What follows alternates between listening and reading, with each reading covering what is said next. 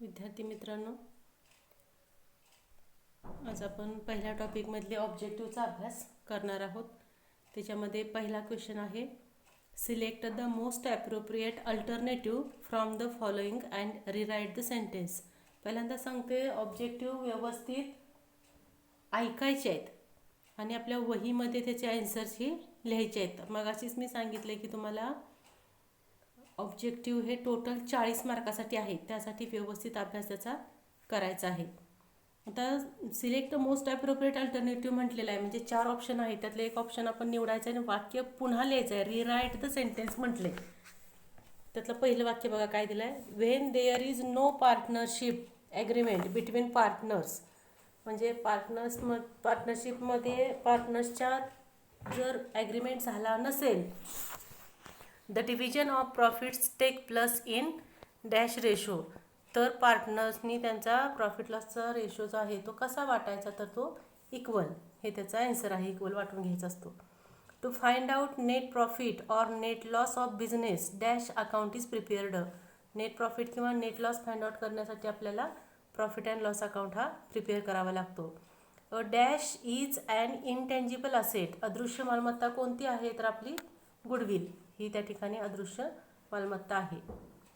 त्यानंतर 4 number, in absence of an agreement. म्हणजे agreement जर झालेला नसेल, interest on loan advanced by partner to the firm is allowed at the rate of dash. म्हणजे जर agreement झाला नसेल तर इंटरेस्ट ऑन लोन जे पार्टनरला दिलं जातं आहे त्याच्यावरती किती टक्के इंटरेस्ट चार्ज करायचं असतं, तर ते 6%. जर ॲग्रीमेंट नसेल तर as per Indian partnership act 6% हे त्या ठिकाणी इंटरेस्ट द्यावं लागतं.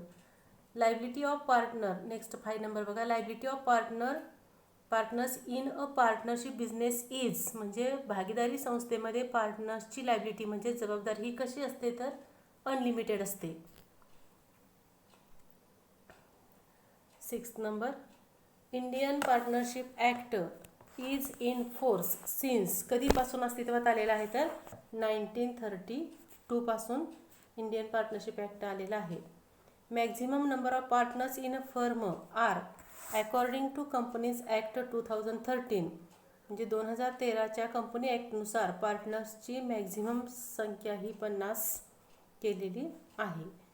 या पद्धतीनं ए पार्ट झाला. त्यानंतर सांगितलं आहे, राईट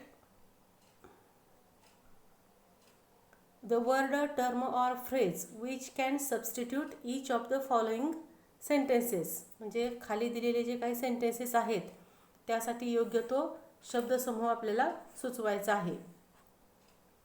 तर आता पहिलं काय दिलं आहे बघा, पहिलं sentence, partners who form the partnership firm. म्हणजे पार्टनरशिप फर्मची स्थापना करणाऱ्या व्यक्ती म्हणजे कोण असतात, तर त्या पार्टनर्स असतात. मग हे पहिलं वाक्य लिहायचं आणि नेक्स्ट लाईनला त्याचं ॲन्सर आहे ते लिहायचं. असं या पद्धतीनं वहीमध्ये मांडणी करायची आहे. त्यानंतर आता second sentence, amount of cash or goods withdrawn by partners from the business from time to time.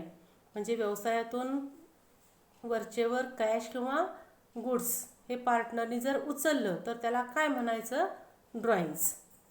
त्यानंतर 3 number, and association of 2 or more persons according to Indian partnership act.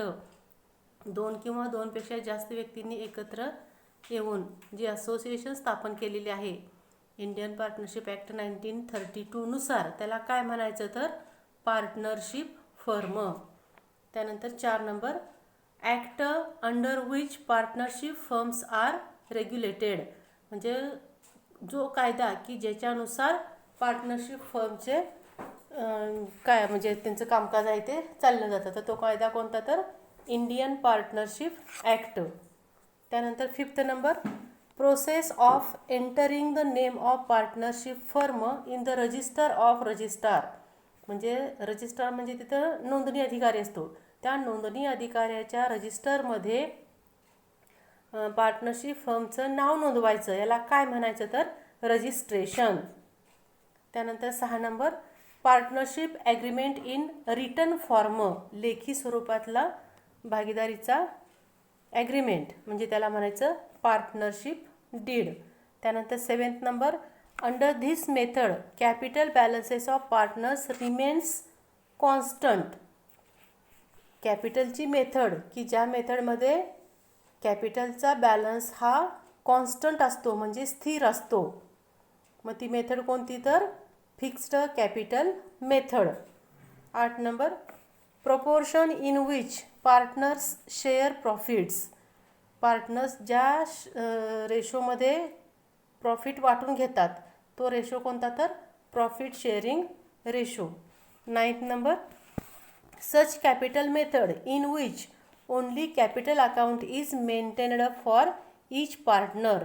म्हणजे कॅपिटलची अशी मेथड की ज्या मेथडमध्ये फक्त कॅपिटल अकाउंटच पार्टनर मेंटेन करतात, ती मेथड म्हणजे फ्लक्च्युएटिंग कॅपिटल मेथड. त्यानंतर आता 10th number, the account to which all adjustments are made when capital is fixed.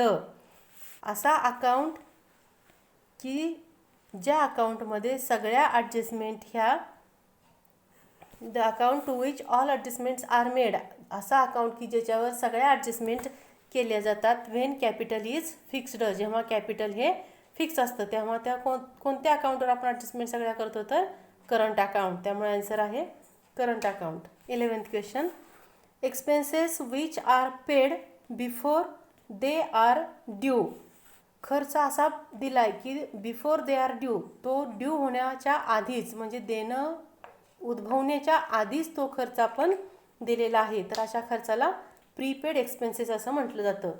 त्यानंतर 12 number, the account that's are prepared at the end of each accounting year. प्रत्येक वर्षाच्या शेवटी जे account तयार केलं जातं त्याला फायनल अकाउंट्स असं म्हटलं जातं. त्यानंतर 13 number, and asset which can be converted into cash easily. अशा असेट की त्याचं रूपांतर हे लगेच आपण इझिली कॅशमध्ये करू शकतो, अशा असेट म्हणजे current assets or liquid assets. 14th number, order in which fixed assets are recorded first in balance sheet.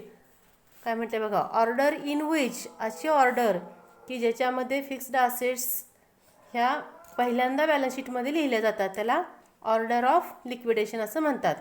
त्यानंतर 15th number, the account in which selling expenses of business are recorded. बिझनेसचा सेलिंगचा खर्च कोणत्या अकाउंटमध्ये record केला जातो तर profit and loss अकाउंटमध्ये. डेबिट बॅलन्स, पुढचं वाक्य आहे, debit balance of trading account. जर ट्रेडिंग अकाउंटची डेबिट साईड जास्त असेल तर तो डेबिट बॅलन्स असतो, म्हणजे तेव्हा येणारा बॅलन्स हा ग्रॉस लॉस असतो. पाठीमागचे आन्सर आहे अशी बघून लिहू नका, याचं पुस्तकामध्ये आन्सर हे रॉंग दिलेलं आहे, असेट साईड म्हटलं आहे पण ह्याचं आन्सर काय तर ग्रॉस लॉस. लास्ट आहे credit balance of profit and loss account. Profit लॉसचा क्रेडिट बॅलन्स म्हणजे त्यावेळेला क्रेडिट साईड जास्त असते तेव्हा आपला येणारा बॅलन्स हा नेट प्रॉफिट असलेला दिसून येतो. या पद्धतीनं पहिले 2 क्वेश्चन आहेत ते या ठिकाणी आपले झालेले आहेत.